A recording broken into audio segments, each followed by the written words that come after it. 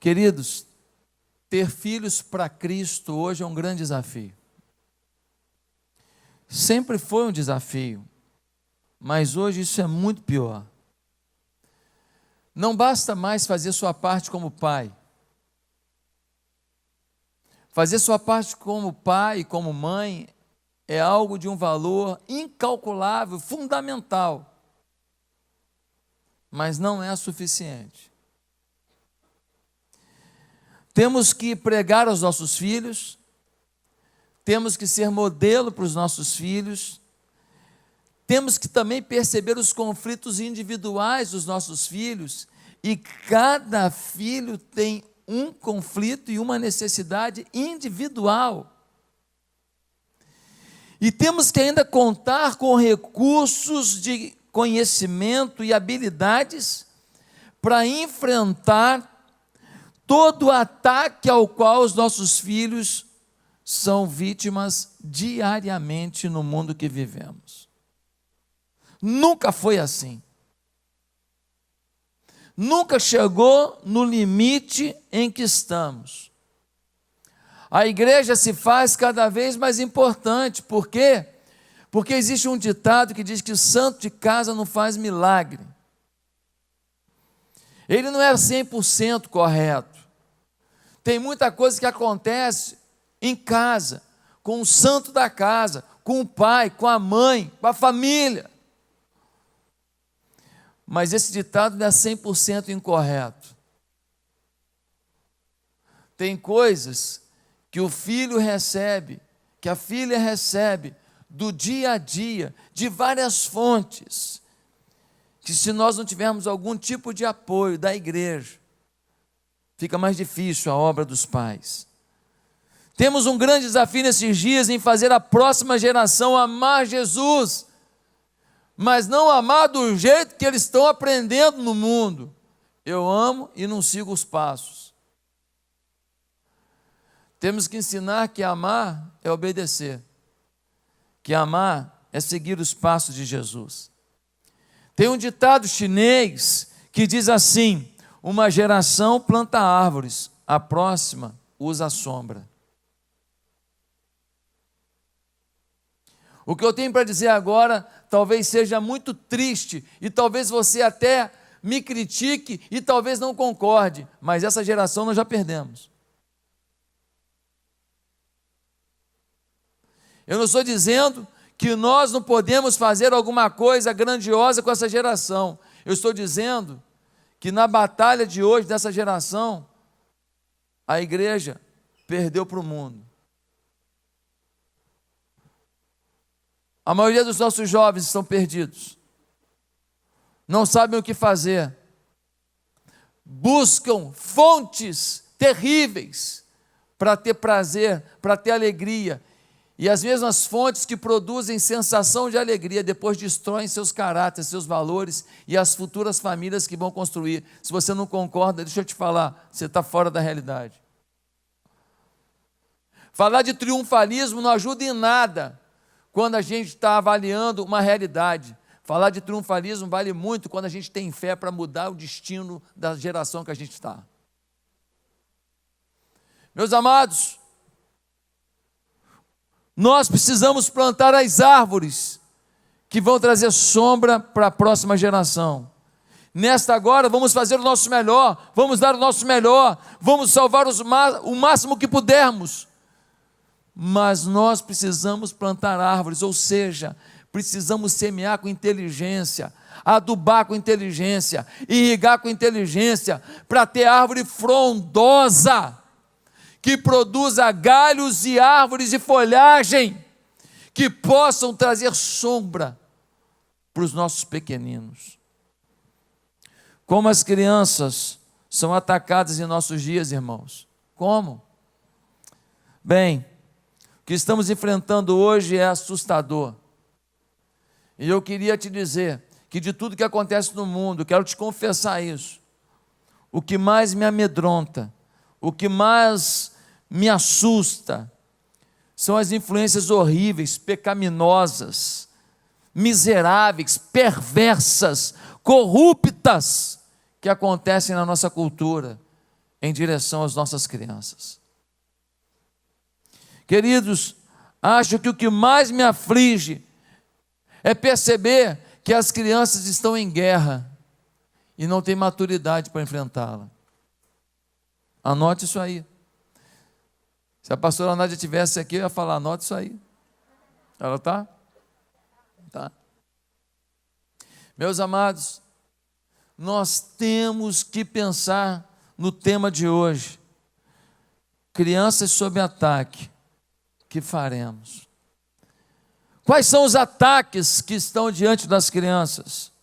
Primeiro, essa cultura está dedicada a destruir as crianças. Eles planejam fazer isso. Não acontece por acaso. Não foi sem querer. Não foi falta de percepção. Não foi, a gente não pensou direitinho. Fizemos um programa educacional que a gente não analisou bem. Não. A intenção é clara. O objetivo é claro. A educação no Brasil conspira contra os valores da criança. Quer impor uma percepção da sexualidade de forma equivocada na criança. Quer distorcer os seus conceitos de gênero. Quer prejudicar o seu elo com seus pais. Quer inibir o respeito e a honra aos mais velhos. Quer trazer ao pensamento da criança uma ideia de que toda essa forma de tratamento carinhosa, respeitosa com os pais, com os avós, com os tios, com os professores, com as pessoas adultas, que tudo isso é balela, porque eles são sem percepção sobre a realidade, eles são aquém da realidade. Queridos, mais de 60, outra coisa prejudicial para as nossas crianças hoje, mais de 62 milhões de crianças foram massacradas no útero. Foi um estudo feito desde a década de 70 para cá. Mais de 62 milhões de crianças foram massacradas no útero. Nós temos hoje uma campanha mundial pelo aborto, uma campanha mundial pela morte do indefeso. O ser vivo dentro da mulher não é extensão do corpo dela, tem vida própria, tem coração próprio, tem expressão própria. A mãe é a fonte de nutrientes para essa vida independente. Se não estivesse encapsulado por essa bolsa que o protege, seria expurgado do corpo automaticamente. Seria considerado um corpo estranho. Queridos, terceira coisa que a gente vê, se uma criança escapa da morte do aborto, ela tem 50% de chance de nascer numa família cujos pais não são casados. Ah, pastor, mas isso é bobeira. Não é bobeira não. Pais não casados são pessoas inseguras sobre a caminhada a dois. Não, eu não casei porque simplesmente eu não valorizo o papel. Tá, essa é a informação natural, a informação trivial, mas a informação do interior, se analisar mesmo, vou ver se dá certo.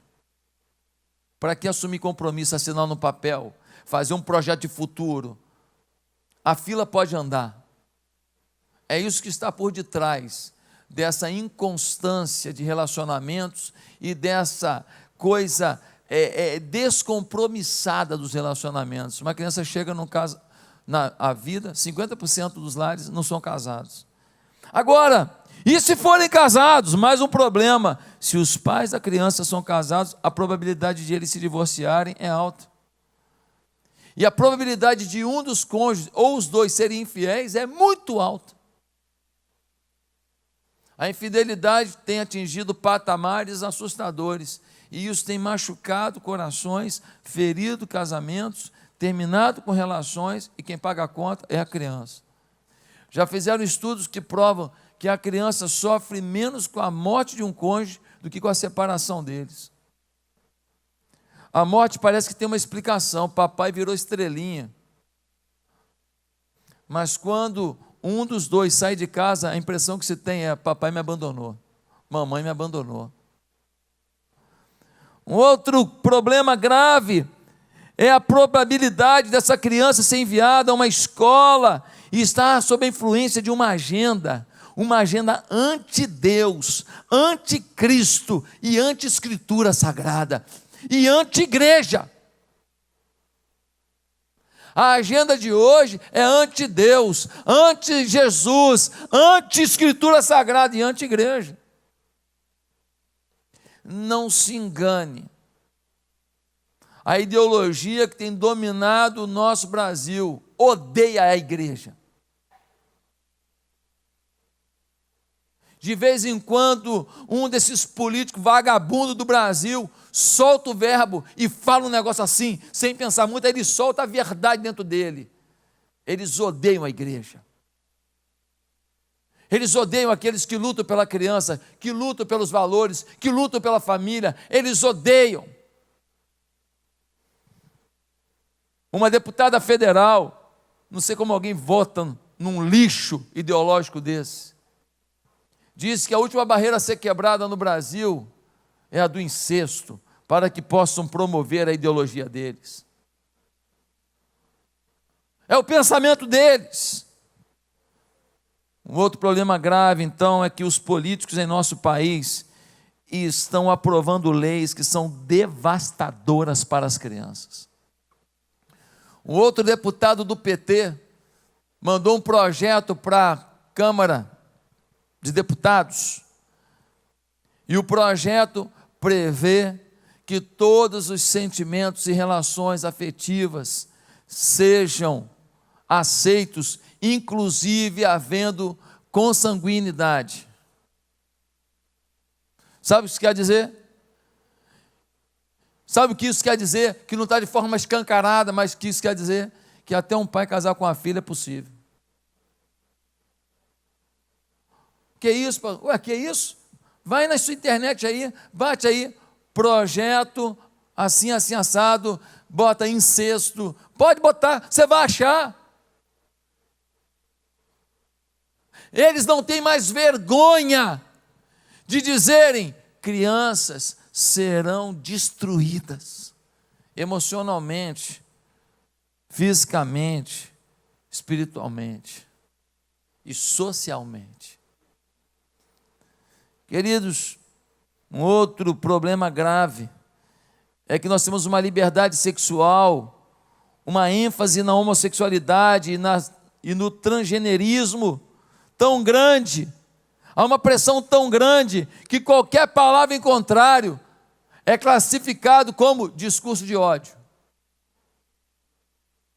Não se pode argumentar, não se pode falar, qualquer coisa que se fale contra isso é discurso de ódio.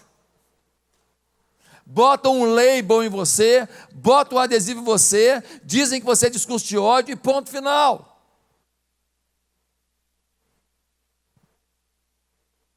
Por uma ação movida pelo PT, um ministro do Supremo Tribunal Federal, esta semana, diz que agora, no documento que os hospitais emitem para o nascimento de uma criança, não pode mais falar pai e mãe. Um homem canetando em nome de 215 milhões de brasileiros. Por acaso, algum ser vivo, algum menino, menina vem ao mundo sem um sêmen e um óvulo?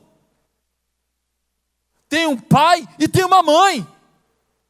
Não, mas não pode, para não constranger as outras possibilidades de formação de família.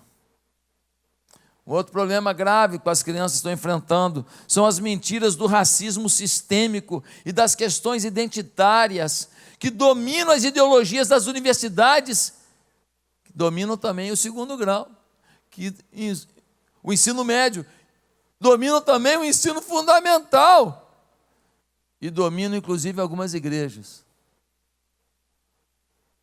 Já existem igrejas em que se a gente pudesse, se eles pudessem, tirava a bandeira do Brasil, botava uma bandeira vermelha.